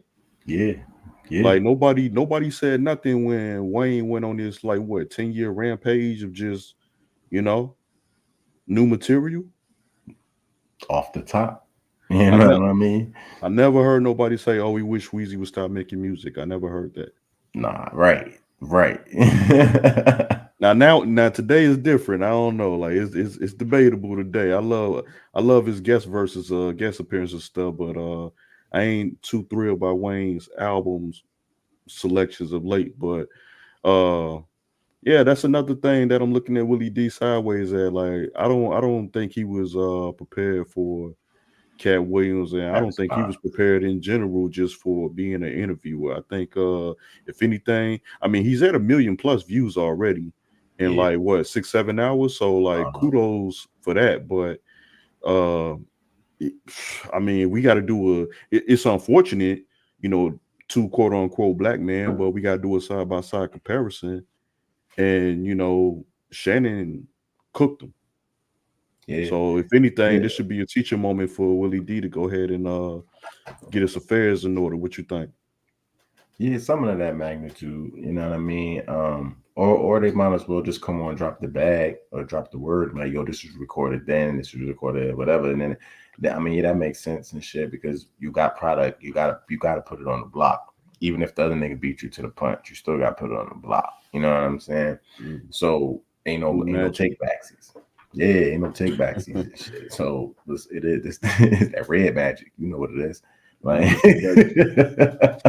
because in a minute the audience is gonna be like, no, they got to say something new, and eventually the audience did do that. And some audiences show up and they want you to say the old joke. They demand that you tell the old joke. I don't have not one of those people in my fan base because they know better. Yeah, they know that I would never let you pay me so you can hear some shit I already said. I respect you too much for that. What you're going to get from me is brand new. This is new. Right now you have 12 comedy specials. Okay. Is there a magic number in mind, or you just want to just keep running to make sure you got the all-time number and that's secure? Are you already at the top? You got more. I'm in no way counting numbers. You've done. I'm saying if 12 is the most, if 12 was the most, there's not a number because I'm not putting a number to it. But I've been special that many times for an hour. Yeah, you know, I only doing one. 17 tours. Then I do one again. 100 C's. Then I do one again. That is a lot of work. He just did one with him. That is that's enough work for a few lifetimes. Most comedians won't even get 100 cities. Well, most comedians ain't gonna do that one time. You're like, and how do you continue to come up with this new material? Because you do new material every single time you show up. That's crazy. It's a new show every single time I show up. Man, that is crazy. I'm a comedy kind of. What the fuck is so crazy about it? Am I missing something? What's wrong with Willie, man? It's like, yo, you come out with a new verse every song, B. So you know what? With a new verse every song. That's crazy. Let's speak about it. Willie D from the 80s, respectfully, right? You know what I'm saying? Like they made they legendary records early 90s and everything, but his background, if I may, as far as writing and everything, is from the 80s era where they was kind of known for having like maybe 3 or 4 songs max. Yep. And they'll do their circuit with, then I'll say like around the 90s, we got into like that 10 plus, 10 to 16 range. Yeah. Then I remember No Limit dropped, and all of a sudden it's like compilations and 20 plus songs on the album. I remember trying to explain to my son the other day about A side, B side, and like cassette tapes. They wasn't outside. I seen a joke too. That said, in music, we went from A side and B side and tapes to CDs to like now where we got electronic files, EF. Nice. I like that. Yeah, like Universe Connects weird sometimes like that, right? Yeah, that's but good. See, like I kind of understand Willie because his old ass, his mind is blown. Like, nah, man, we used to just run around with singles out the back of the trunk, and like, it is what it is. But like we in a short attention span era. We in a internet age where even like for example, I seen Mike Epps after the the Shannon interview. Mike Epps did a show. I want to say either the day after or the day after, right? And somebody recorded Mike, doing a little light jab at the Katt interview and everything. And that was already circling around the internet like wildfire. Like, oh, Mike Epps responded. You know what I'm saying? Some people trying to make it a thing. Some people, I see but the thumbnail I didn't click on none of the responses, but I seen that one. I did see that one. But my whole point was at that, in this internet era, that joke was done the very next day and it was already viral within a couple of hours. So like, right. It's not far-fetched for comedians and entertainers in general to understand that, hey, like as soon as, it's released to the world, it's out there. If Katt is telling you, hey, I'm brilliant enough to have different products in different cities, different events, this and the third, it blows Willie D's mind. And this right here is why he doesn't understand that this is a horrible fucking interview, and nobody can tell me different. Well, shit, well, I guess you just said it and shit, because at that point it is what it is. Guy, nigga, that's all he can do. We got 10 more minutes of this train wreck, man. Let's push through. So I follow comedy. Most of the comics that are the top dogs right now, as far as like in some of our heroes in comedy, I was there when they were like working on their first jokes. Yeah. I was watching them and supporting them way back then. But that is a tough feat to be able to do something like that. And I think that the reason why not in 24 years. Yeah. I think the reason why people like you is he totally missed it. They what you do is you resonate with them so much. Is like what you just said. You show them the good and the bad side of you, but also you're talented. You're very talented, but at the same time you do show the good and the bad. And it's something appealing about being transparent to an extent. Oh, not just to an extent, to the utmost.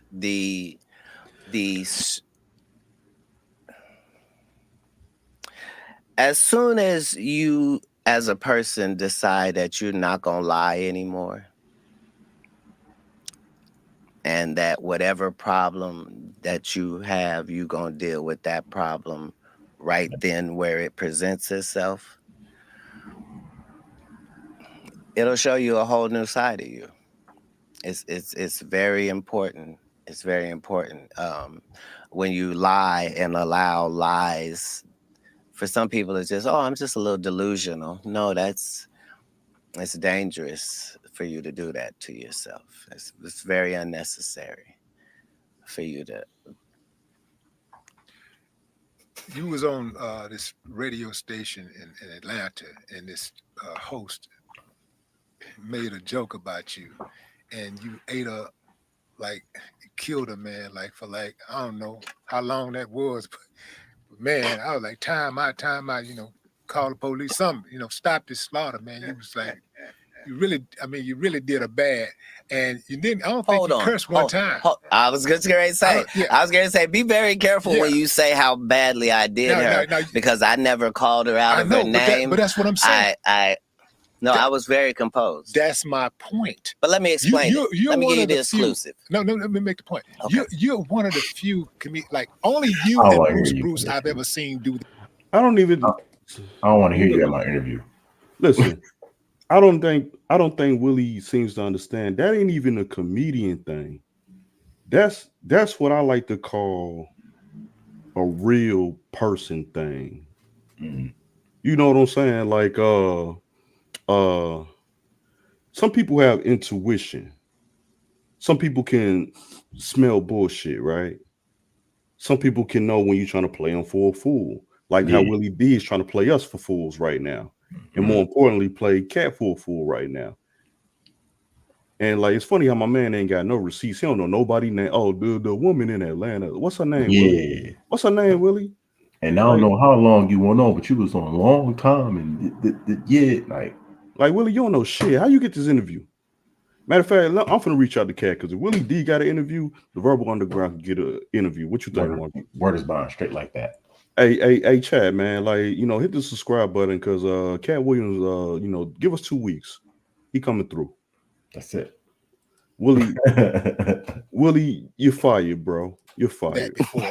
Like destroy a heckler or someone that was challenging you or whatever. Destroy them, like, for like several minutes. Bruce killed this chick for about, I don't know, man, about 25, 30 minutes one night in Houston. And I never seen anybody else do that but you. Like 25, just back to back, gut busting, like same person, no cuss words. Yeah.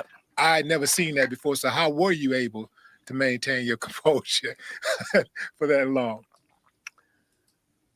Well, Katt sipping the shit out that water.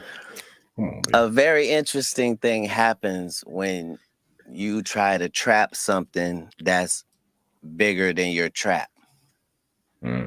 So imagine you set out a trap for a turtle and a rhinoceros steps into it. It's finna be a whole different situation now. So is crazy. This lady behind the scenes I might use that. is begging me to come into this interview that I've not scheduled, that I don't want to do, that I'm not dressed for, that nobody's called me about. She just wants it. To the point where she says, Katt, come on, you just want to end me for the city. I just want to give you your flowers. Well, I won't talk about kids. I won't talk about no jail. I won't talk about. This is the conversation she has with me, and then goes in that room and doesn't mention the Emmy and immediately begins to, because this is a comedian. You're trying to undermine me. Atlanta is a heavily LGBTQ plus positive city. And the fact that you having a heavy gay fan base would try to degrade me, a heterosexual, by making it seem like I'm gay. Gay people don't feel that way about me. Why would you? So it was a terrible thing that she found herself in. And comedically, you're outmatched.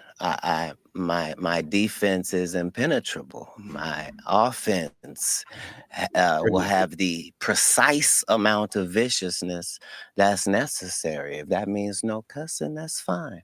I don't want to talk to you and hurt heavy-set women's feelings or dark-skinned women's feelings or women who wear wigs feelings. I'm not trying to hurt nobody's feelings. I'm bantering with you because you keep acting like you're qualified to do that. Yeah. So, stay in your lane. It was a setup. I'm always going to prevail if I'm being set up. You think Buddy was in on it? Her co-host? You think he was in on that? He didn't appear to be in on it. No, because here's the whole thing. He kept trying to get her to pull the plug on this, and she kept not. So she didn't understand even after we cut. She didn't understand what had happened. She still thought that she had been victorious, and and then she tried to play the victim. No, she played the victim. Her husband was willing to kill one of the greatest comedians to. Yeah, I'm saying. And remember, all of this has to happen. I have to allow it to happen. I have to also preserve my life. And then after I do all of that, then I have to not press charges on you to these police as if a crime has not been committed upon me. A pimp named Slickback.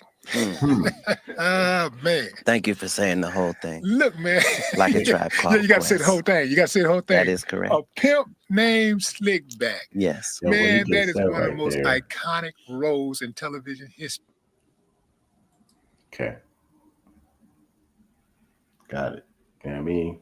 That's a different lingo. That's a different draw. We talking that privacy.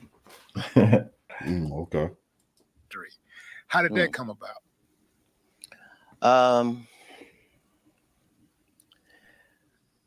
Dumb people love dumb people, and geniuses. Look at Willie D's studio setup, man. I'm just offended. Like Willie D gotta have way more money. From that era with the curtains, B. You know, you got it. Try to find people that are on their mental small ass table. So Katt Williams should be Aaron bigger than your table. is one of That's the wild.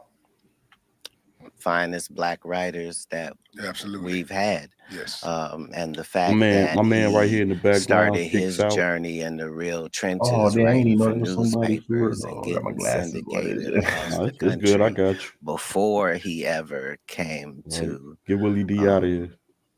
The next platform is what made him so formidable. So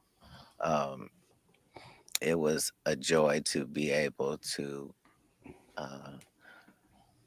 work with him. Just like, when I do work with Donald Glover, we get the Emmy. Like, it's because you're dealing with compatible wavelengths. Like Donald Glover told me, Katt, here's a script. If you do this role right, you'll win an Emmy for it. I said, that's the only way I know to do it is right. And won the Emmy. You did. Well, I know there's a lot of advantages to doing what you do, being in the entertainment industry, but what's like the biggest thing that you can't stand about this industry?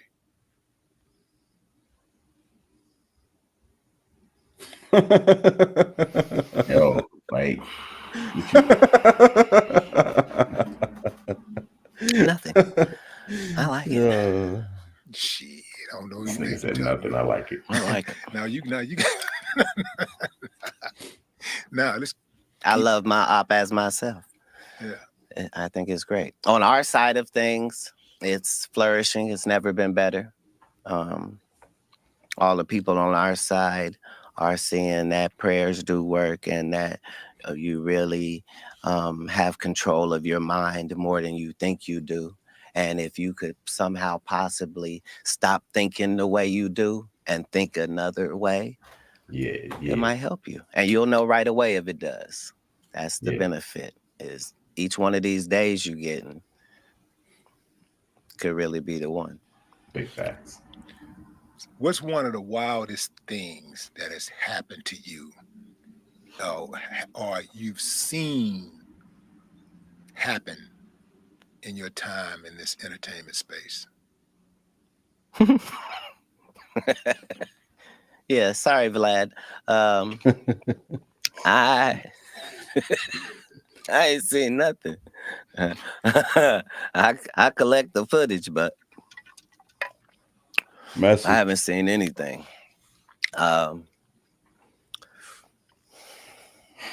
You were doing so good, man. I mean, you was just doing so good, and then all of a sudden you just decided. Well, no, here's the thing. What you asked was, you said, "Hey, Feelings Wolf, hurt. what do you hate about the sheep?" Nothing. Did you know that your old Quite YouTube tasty. channel has actually been On making you YouTube. money every single day? It's true. Oh yeah, tell me how. Nothing. I feel good. I feel like we're in a good position. Everything's gonna be fine. Let's go, Coach Prime. Yeah.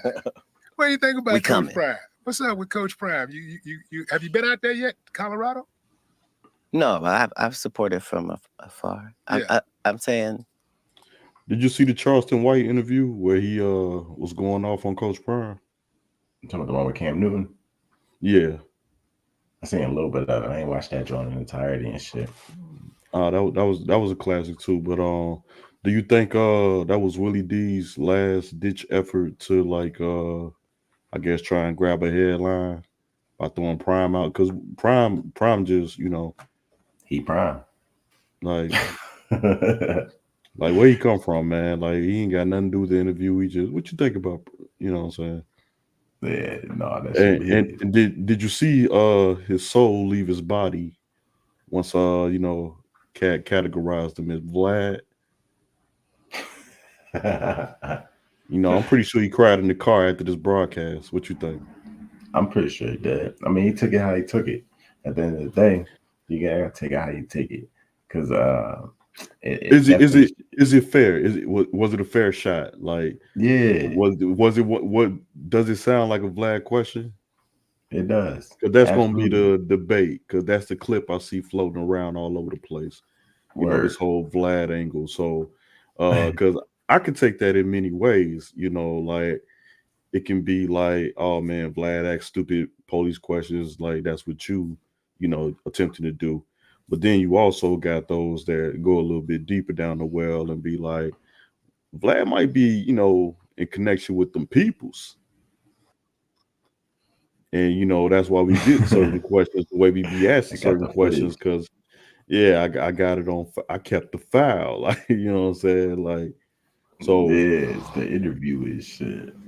And then the whole question before that, that even got him castrated, like, why would you ask the man straight up on camera, what's the craziest thing you ever seen? Like, this is the place and time.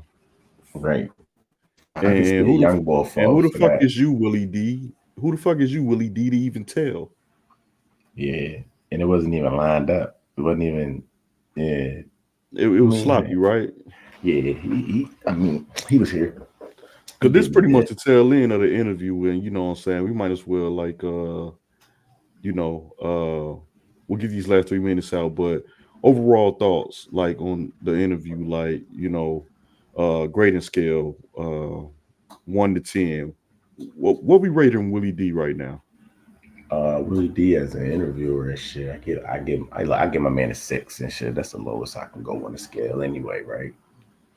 You give him a 1. You give him a 0. He said I give him a 1 and shit. Yeah, I can't. You know what? I can't give him less than 6 because you you in the lane in the avenue to get this opportunity. You got your studio, you got you did everything else. It's just the part of the due diligence of the questioning and aligning of it. Like this more sounds it does sound interrogatish with no flavor behind it. Like you just was asking broad like questions, you know what I'm saying? And then you didn't know how to take it any deeper or even how to get more out of Katt. You know what I'm saying? You even shushed him. Like, hold on. You asked the question, then you're making a point, and then you shushed him and said, hold on, I'm making a point. But you asked him a question. And I like how Katt never even really answered the question. He moved after, okay, you circled back. He just moved on to the next job. Yeah, so it's like Katt's definitely media trained on top of, you know, just being a real one. Yeah, so that's why I was like, I'll give you a 6 because the interview style, it's kind of what it is. And I'm taking that slightly too. I mean, not slightly. I'm taking it like as if I seen this without seeing the shake. You know what I mean? Yeah. Thanks. Anytime a great individual, regardless of what he does, finds something that he can be great in, like that's gonna work. Like he is a motivating factor and an asset to it. He always has been since the Jerry Curl days. Those are the leaders of men that we discussed earlier. An eternal optimist, someone that's clever and about books and hard work and discipline. You know, as a Black person, we should be so lucky as to have, you know, a Black coach like that. And as a non-Black person, what a great job.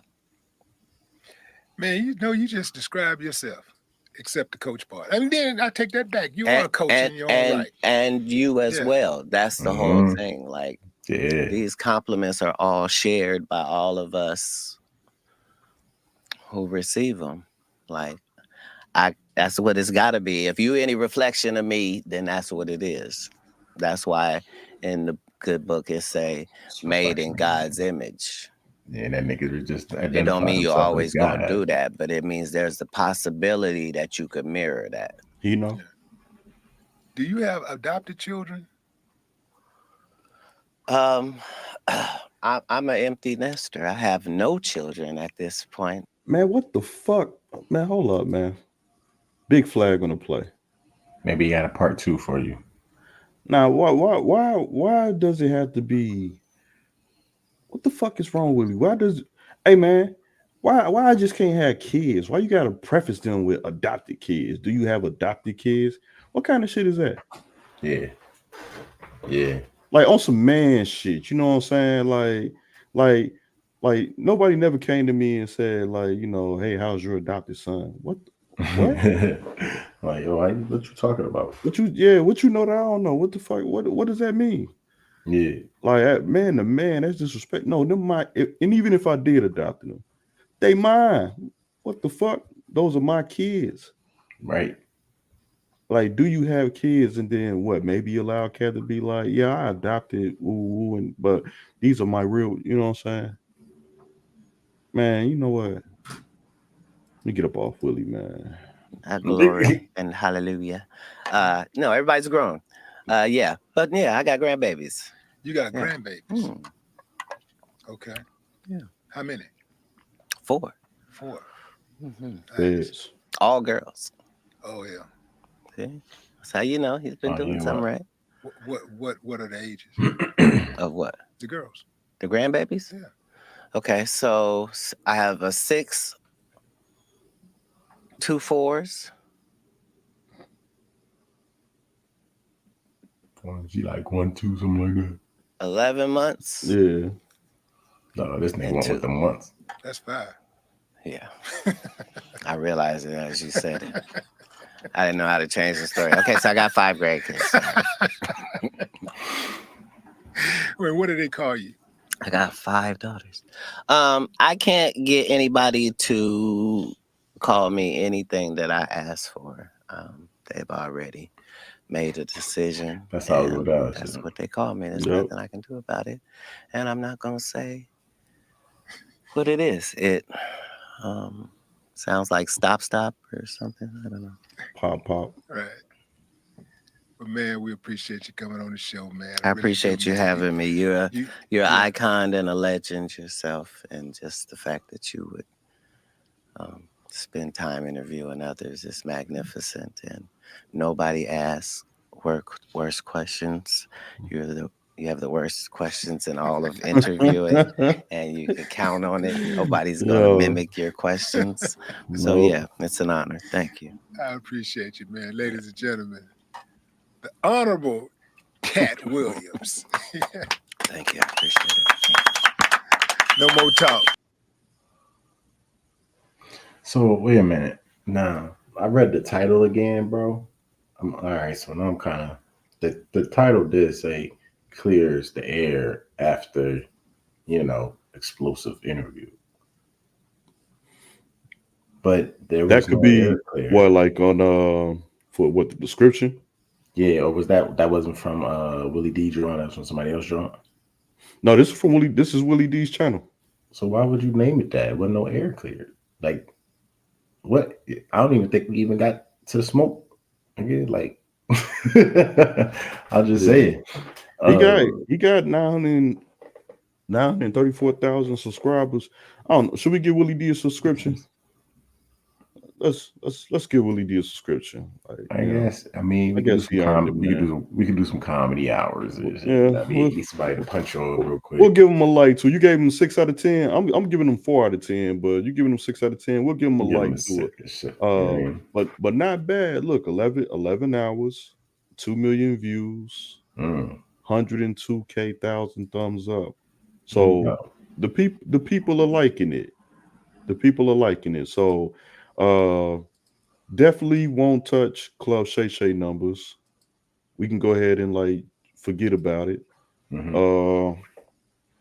Definitely won't get like the social media traction Club Shay Shay grab, but I know one person who will be honored by Katt's interview. Your boy Ali Sadiq. Your boy Ali Sadiq. Your boy Ali Sadiq just became a celebrity overnight. There you go, baby. And like, I wouldn't be surprised if he try and find his way on the Katt Williams tour as well. No, you know what? He actually got a stand-up that just came out before the new year. It ain't had nothing to do with the new year. I think it was. Katt said if it ain't Netflix or Tubi, it ain't shit. I think it is Netflix though. I think he actually did it. It's a different. He did. I didn't watch the whole drum. Like I got caught up doing other shit. But he actually did it in jail. He went to a prison. Yep, he went to a prison and performed in front of inmates. Sounds honorable. Right, that sounds fly as shit. And then if you hear his comedy and some of his background, it's like, oh yeah, he did do a bid, came out. You know what I mean? He a comedy boy. So it makes sense. I ain't watched the whole drawing. He a funny boy. Don't get me wrong. I'll be chuckling. So I'm gonna take your word for him. Like I'm gonna be honest. I never seen no Ali Sadiq nothing. So he's funny. You might recognize it because he one of them boys that be with other boys just in the cut and shit. You know what I mean? Yeah, I'm gonna go see if I can check out the Netflix, and if it's something there, then maybe I can take a little bit more serious the angle Willie D was trying to take. Yeah. I don't know, man. Like overall, it was what it was. We already spoke on it earlier. It was just a little bit unfortunate that Willie had the time slot of release that he did. But I'm pretty sure wherever Katt goes to interview next, that person already they need to know, or if they don't know by now, they need to come with the fire. They need to come with receipts. Preferably somebody that has their own personality. Like you mentioned the whole Revolt thing. I don't even think Revolt's in the picture after the whole Diddy fiasco, but I could see a Joe Budden, you know what I'm saying? I could see a Joe Budden run, you know what I'm saying? I thought Joe Budden was Revolt though. Nah, I think no. Joe Budden got his own network. You know what I'm saying? I think Okay, all right. you know, he can do like syndicated shows, like All if you right. want to put some clips on Revolt, like sort of like the Breakfast Club. Like the Breakfast Club is supposed to it's an iHeart entity, but they get on the footage. Like you can run the footage Yeah, over there. You see what I'm got you. All saying? right. Yeah, Yeah. I got you. So like I don't know. I'm thinking like a Joe Budden or like you know, it probably wouldn't do benefit him to sit down with another comedian, right? That might be all right. But which comedian though? It had to be. I mean, it probably had to be I somebody that's mean, already Joe a good Rogan. 100. I mean, Joe he ain't Rogan, your favorite. Yeah, yeah, he ain't your favorite comedian, but Joe Rogan out there. Now, like, he if do. anybody can crack numbers, like, and I think Joe, because you know, Cat like to smoke. You know, Joe like to smoke. Yeah, yeah. That could be one of them ones. That could And you be. know what? If that is one of the ones, right? I'm gonna keep it 100. If that is one of the ones, right? And Mhm. when we get to this interview, okay, 4 or 5 of similar questions or whatever the case may be. But these similar questions better really line up to where we get into the real shit, because we know how Joe Rogan is on his conspiracies and Illuminati's and all that. Who You else see is where I'm going better to with it talk now? to? Yeah, you see where Yeah, I'm you going see what I'm with it. saying? Let's talk about that, nigga. You know what I mean? Like, let's really put some shit on the table. We already put some shit on the table, but Right.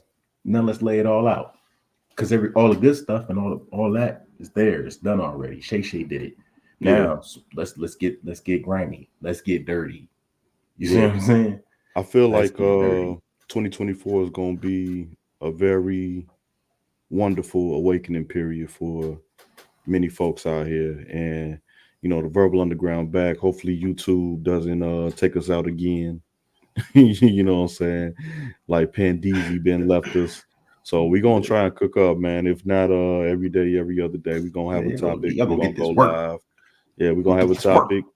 We're gonna have a topic. We're gonna go live, and you know, it's gonna be what it be. But we almost about to hit the 2 hour mark, man. Let's go ahead and shut this down, man. Any last words, Damn. and let the people know, like you know, how to reach you. Yo, you already know it's your boy VQ Margrine. You know what I'm saying? Then 2 hours and shit. That's what's up. Shit like a Marvel movie. That's what's popping. Yeah, You know what I'm yeah, talking about? But yeah. you know, y'all can reach the Back. boy VQ _margin. VQ margin. Just Google me, baby. I pop up. Believe. You know what I'm Yes, saying? yeah, Instagram Verbalist _1, everything else, verbal marketing, all platforms. Tap in to the YouTube, subscribe, like, share, all that fly shit. So until the next episode, we out. Peace and love. I'm about to grab.